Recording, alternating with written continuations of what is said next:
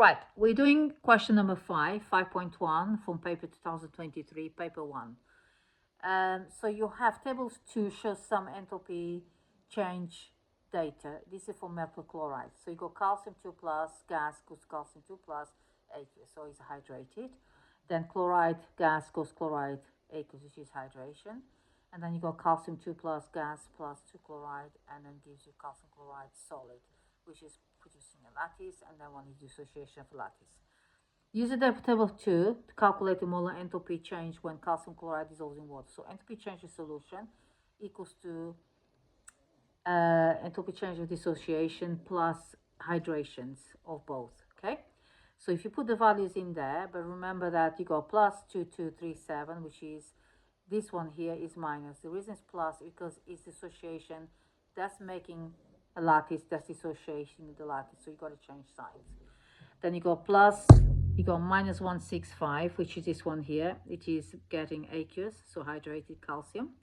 And then you have 2 lots of chloride ions because calcium chloride has got 2 chlorines there. So you go and multiply by 2 chloride ions. So if you add them all together, it gives you minus 141 kilojoules per mole, minus 1. Use the answer question 5.1 to deduce how the temperature changes when calcium chloride dissolves in water. So the temperature will increase, as increased temperature when you look at this table.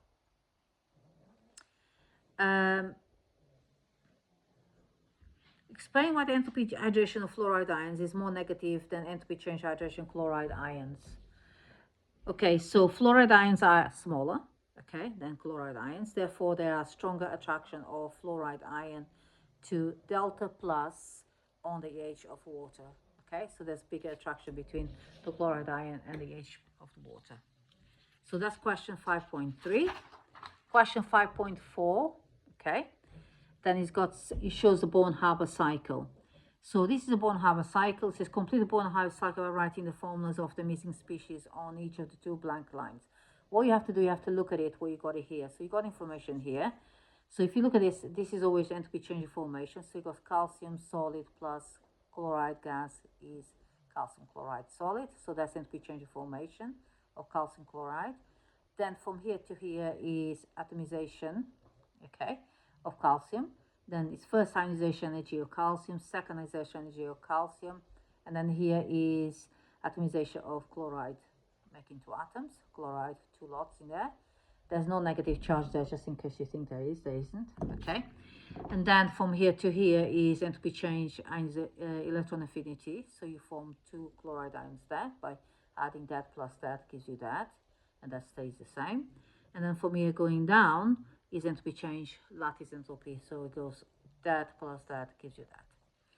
So use this information to calculate the second ionization energy. So how you do it always is always do enthalpy change of formation, first value equals to everything else. So that one goes down, anything goes down in negative, anything goes up is positive. So that equals to addition for everything else. Now we have got second ionization energy is the one you need the value for, and you got 2 lots of 121 here, 2 lots of atomization chloride ions, because you got 2 lots of atomization there, 1, 2, and then you got 2 lots of electron affinity for chloride ions too, so you have to multiply that by 2. So once you've done all that, okay, you end up with value of plus 1145. Okay, I hope you understand that. Then you have 5.6. So it's explain why second ionization energy the calcium is greater than the first ionization energy calcium. Electron removed from a positive ion. That means when you have a positive ion, you got more protons than electrons, so it's got more attraction from the nucleus, and so it's much harder to remove that one there, okay, than the one before. Does it make sense? So you need to understand that bit there. So you can put electron removed from a positive ion, okay? So next one here, 5.7, shows the lattice enthalpies, a perfect ionic model and lattice enthalpies from a Born-Haber cycle for 3 metal chlorides. So you got the 3 metal chlorides, calcium chloride, potassium chloride, silver chloride. So you got those 3 values. You have to look at those values and compare them. So discuss values in table 4. So you have to discuss every single one of them. In your answer, you should compare the 3 values based on perfect ionic model, so you need to talk about those three. Then compare the values based on perfect ionic model to the values from Born-Haber cycle for each compound. So you got to do each one of them. So first of all, you say in a perfect ionic model, the value for calcium chloride is larger than potassium chloride and silver chloride. If you look at it, calcium is group 2, so it's going to be a smaller ion, so it gets more the ionic atomic radius decreases, or ionic radius decreases. Okay, so that's one point. So calcium has a smaller ion than potassium chloride and silver chloride. Okay, that's why it's got a higher value. Calcium chloride has a stronger ionic bonds, okay, than the other two. So you compare those two. Calcium chloride and potassium chloride have similar values. Did I say calcium chloride?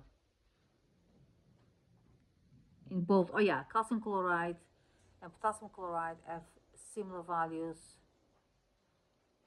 in perfect ionic model. So you look at that one and that one there, and then look at that one and yon there. So in a perfect ionic model and Born-Haber cycle, that means they both have almost perfect ionic bonding. So there's hardly any covalent bonding present there, okay? Or covalent character present in there. Then the last bit, you say, sorry about that. Then you say silver chloride has a largest difference. So if you look at silver chloride, this one and this one, they got the largest difference in values in perfect ionic model and Born-Haber cycle. So you point that out. Then he says, so it means that AgCl is not a perfect ionic model, so it contains some covalent character. So therefore, it's more polarizing, gets more distorted. Okay? And that's the answer to that question. Remember, that's 6 marks. You've got to really answer that in detail. So make sure you got all the marks.